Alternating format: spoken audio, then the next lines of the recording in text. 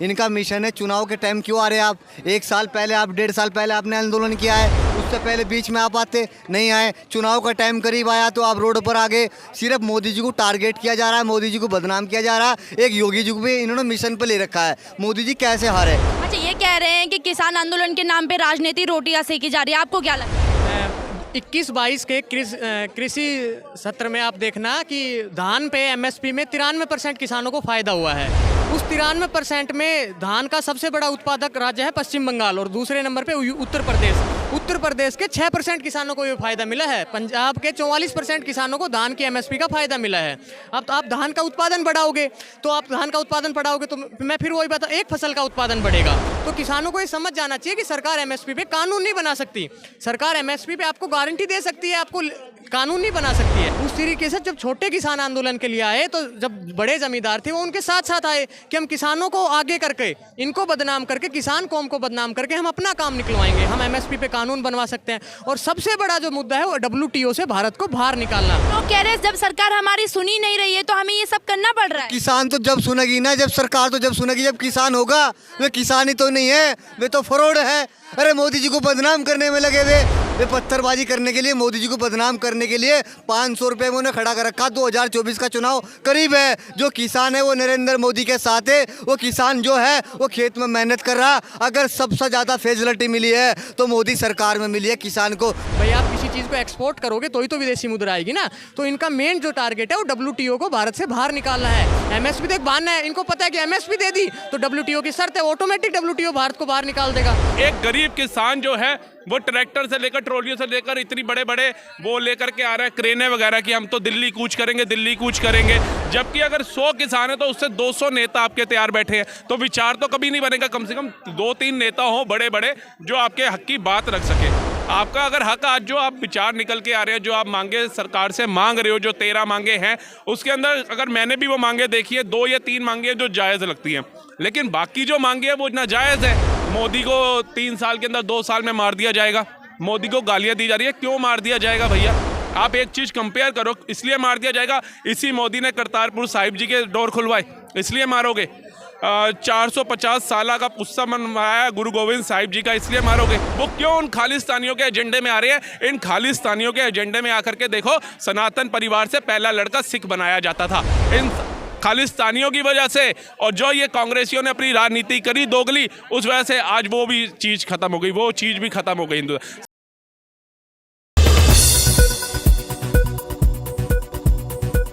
Sir क्या कहेंगे, किसान आंदोलन की चर्चा पूरे देश में है और जिस प्रकार की बर्बरता सरकार द्वारा किसानों के साथ की जा रही है, क्या वो सही है क्या?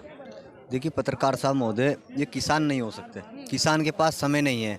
किसान एक मेहनती आदमी होता है। किसान अपनी ज़मीन से गल्ला उगालता है, रात दिन मेहनत करता है, सर्दियों गर्मियों बरसातों वो अपने खेत पे रहता है।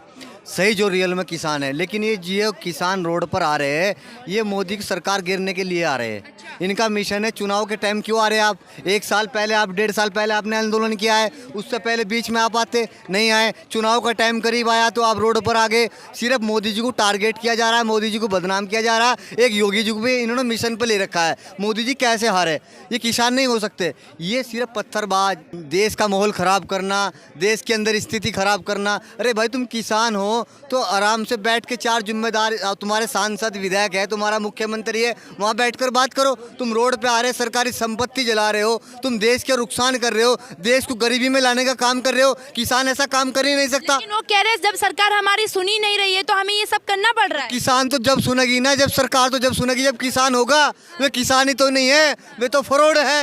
अरे मोदी जी को बदनाम करने में लगे हुए कौन से किसान है? वे मुझे पता है उनके पास ज़मीन भी है, किसी के पास 1 बीघे नहीं है, किसी के पास 10 बीघे नहीं है। कोई किसान नहीं है, सिर्फ मजदूरी पाए हुए 500 रुपये दिहाड़ी पे में।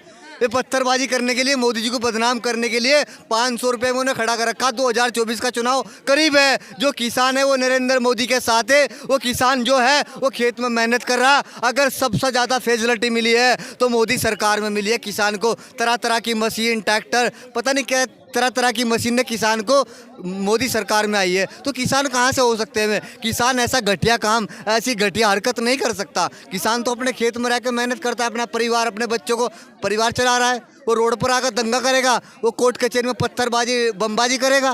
किसान का ये काम नहीं है। कुछ किसान नेता कह रहे हैं कि हम तो शांतिपूर्ण धरना कर रहे हैं, लेकिन प्रशासन द्वारा और सरकार द्वारा हमारे साथ बर्बरता की जा रही है, इसलिए हमें भी उग्र होना पड़ रहा है। अब तक तो हम प्रेम से आ रहे हैं। अगर तुम देखना, अगर नहीं मानेंगे तो प्रशासन अपने वाली पाएगा, उठाएगा और भगाएगा इन्हें। ये जो इनके किसान के नेता है ना, ये अपनी रोटी सेकने का काम कर रहे हैं और गरीब किसान को गुमराह करने का काम कर रहे हैं, उन्हें मरवाने का काम कर रहे हैं। अरे तुम आके क्यों नहीं मर रहे? कितने गरीब किसान मर चुके। ये सिर्फ टारगेट किया जा रहा है मोदी जी को। ये बदनाम करने वाले किसान नहीं है, ये टारगेट किया जा रहा है, मिशन किया जा रहा है। मोदी जी 24 में कैसे आ रहे हैं? किसान नहीं हुआ ऐसी हरकत किसान कर नहीं सकता। और किसान का हम सम्मान करते हैं। किसान तो अन्नदाता होता है, वो देवता होता है जो 140 करोड़ जनता को जमीन से गल्ला उगाल कर खिला रहा है। तो किसान का हम सम्मान करते हैं, आदर करते हैं, लेकिन ये किसान नहीं है। अच्छा, ये कह रहे हैं कि किसान आंदोलन के नाम पे राजनीति रोटियां सेकी जा रही है, आपको क्या लगता है? 21-22 के कृषि सत्र में आप देखना कि धान पे एमएसपी में 93% किसानों को फ़ायदा हुआ है। उस 93% में धान का सबसे बड़ा उत्पादक राज्य है पश्चिम बंगाल और दूसरे नंबर पे उत्तर प्रदेश।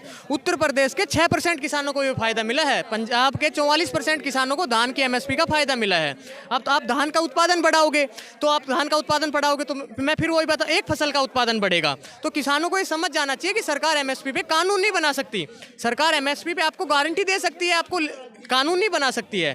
उस तरीके से जब छोटे किसान आंदोलन के लिए आए, तो जब बड़े जमींदार थे वो उनके साथ साथ आए कि हम किसानों को आगे करके, इनको बदनाम करके, किसान कौम को बदनाम करके हम अपना काम निकलवाएंगे, हम एमएसपी पे कानून बनवा सकते हैं। और सबसे बड़ा जो मुद्दा है वो WTO से भारत को बाहर निकालना। WTO से भारत को बाहर निकालना कि भारत पूरी तरीके से, भारत को खुद पे डिपेंडेंट होना पड़ेगा। जो पिछले 60 साल में भारत ने कुछ प्रोडक्ट किया ही नहीं, भारत की कंपनियों को इतना सुविधा दी नहीं कि कुछ प्रोडक्ट करे। आप कृषि क्षेत्र को WTO से बाहर निकल जाओगे तो आप कृषि को छोड़ के कितनी चीजें हैं जिनको एक्सपोर्ट करते हो आप वो नहीं कर पाओगे। तो आपका धंधा खत्म हो जाएगा, आपके पास विदेशी मुद्रा खत्म हो जाएगी। भाई आप किसी चीज को एक्सपोर्ट करोगे तो ही तो विदेशी मुद्रा आएगी ना। तो इनका मेन जो टारगेट है वो WTO को भारत से बाहर निकालना है। एमएसपी तो एक बहाना है, इनको पता है कि एमएसपी दे दी तो WTO की शर्त है, ऑटोमेटिक WTO भारत को बाहर निकाल देगा।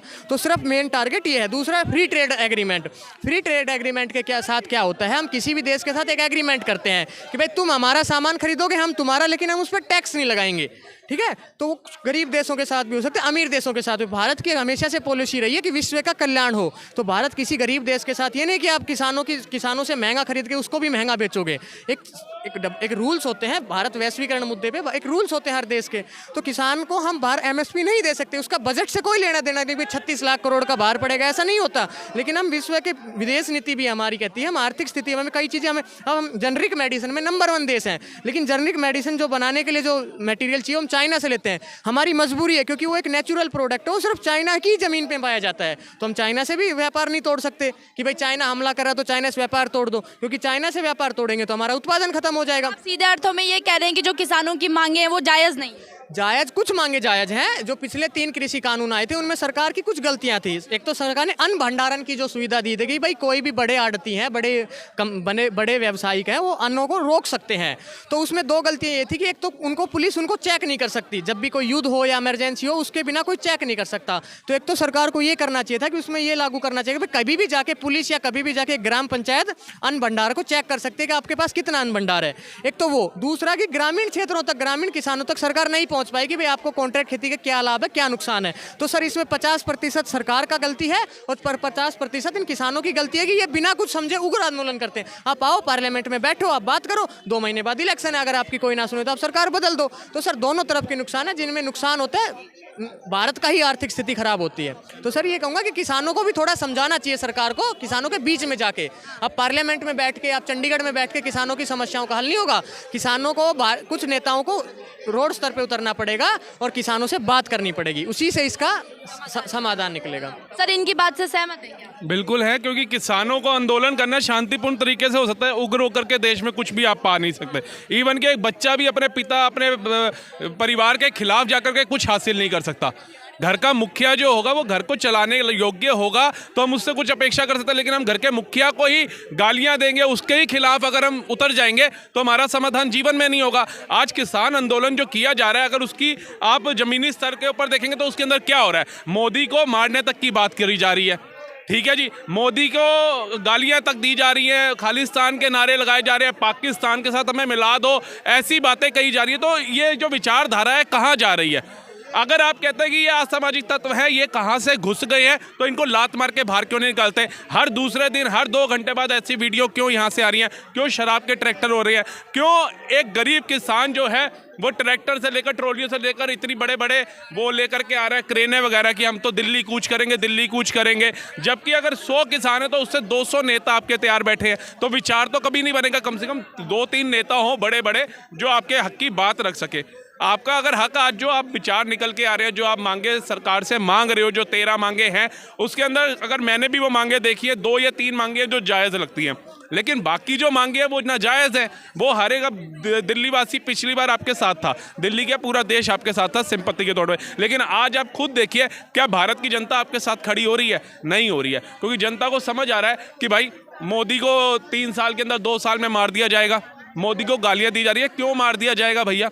आप एक चीज़ कंपेयर करो, इसलिए मार दिया जाएगा, इसी मोदी ने करतारपुर साहिब जी के डोर खुलवाए, इसलिए मारोगे? 450 साल का उत्सव मनवाया गुरु गोविंद साहिब जी का, इसलिए मारोगे?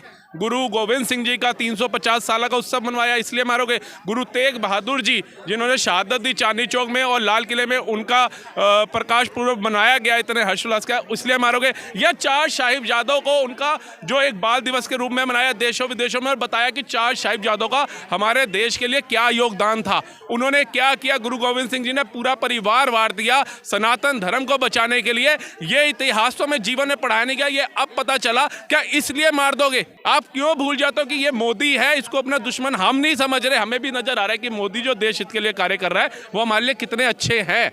उसने कभी किसी धर्म के लिए अगर कोई बात बोली है तो आप बताओ, अभी हल्द्वानी में भी इतना बड़ा केस हुआ, क्या उसने सारे मुस्लिम को मार डाला, गोलियां चलवा दी, लाठियां चला दी? जो कल्प्रिट थे उन्हीं के ऊपर एक्शन हुआ। सिख भाई भी है, इनको आंदोलन करना, ये सबसे ज़्यादा तो इनको आंदोलन करना चाहिए सिख कम्युनिटी को बचाने के लिए। कितना ज़्यादा रूपांतरण किया जा रहा है, उसके लिए आंदोलन निकालो, नहीं निकाल। अच्छा, लेकिन अभी किसान नेता हैं डल्लेवाला जी, वो कह रहे थे कि हमारा जो प्रदर्शन है वो शांति रूप से, और हम चाहते हैं कि प्रधानमंत्री जी हमसे बात करें। देखिए, प्रधानमंत्री जी आ जाएंगे, फिर आप कहोगे देखा मोदी को झुका दिया, कदमों पे ले आए, अपा है वो फिर जो डायलॉग आप लोगों के निकलते हैं ना, वो फिर कहीं ना कहीं हाथ पहुंचाते हैं। अभी आपके उनके कैबिनेट के मिनिस्टर जितने भी हैं, कृषि मंत्री हैं, पीयूष गोयल वगैरह, ये सब आपसे मिल तो रहे हैं, उनके हक की बात आपसे कर रहे हैं। क्या मोदी कभी चाहेगा कि मेरे देश का विकास जो मैं 14 लाइन के एक्सप्रेस पे बनवा रहा हूँ, आज है वंदे भारत ट्रेनें चला रहा हूँ, देश का विकास सर इतना बढ़ा रहा हूँ, वो 2 मिनट किसी आंदोलन के कारण टूट जाए? आज जो एक्सप्रेस वे बनवाने में सालों लग गए, लाखों करोड़ों का खर्चा आया, उसको 2 मिनट में तबाह किया जा रहा है। तो वो चीज़ देखनी पड़ेगी जमीनी स्तर के ऊपर कि सिख भाई कभी भी हिंदुस्तान से बाहर नहीं है। वो अपने आप को क्यों मानते हैं? वो क्यों उन खालिस्तानियों के एजेंडे में आ रहे हैं? इन खालिस्तानियों के एजेंडे में आकर के देखो, सनातन परिवार से पहला लड़का सिख बनाया जाता था इन खालिस्तानियों की वजह से। और जो ये कांग्रेसियों ने अपनी राजनीति करी दोगली, उस वजह से आज वो भी चीज़ खत्म हो गई, वो चीज़ भी खत्म हो गई। हिंदू सनातनियों के साथ अगर सिख खड़े हुए हैं तो सिख भाइयों के साथ भी सनातनी कदम से कदम मिला करके खड़े हुए हैं। ये नहीं भूलना चाहिए उनको। और ये जो मतभेद पैदा हो रहे हैं इस चीज़ को लेकर के, ये गलत है। इसकी जो है विडंबना करनी चाहिए, इसका निरादर करना चाहिए।